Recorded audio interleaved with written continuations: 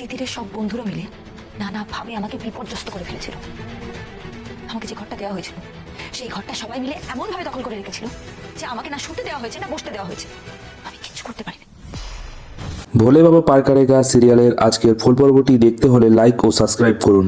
সাক্ষ্য সকালে ঝিলকে বাড়িতে ফেরত নিয়ে আসলে ঠাম্মা বলে কাল রাতে কাউকে না জানিয়ে কোথায় গিয়েছিল সেটা আগে ওকে বলতে হবে।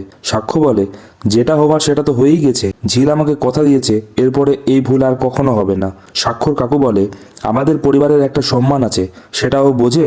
ছোট কাকিমা বলে ঝিল তুমি কমসে কম আমাকে জানিয়ে যেতে পারতে। তিতির বলে এখন মাথা নিচু করে দাঁড়িয়ে থেকে কোনো লাভ নেই, তোমার যে কোনো লজ্জা নেই সেটা বোঝাই যাচ্ছে।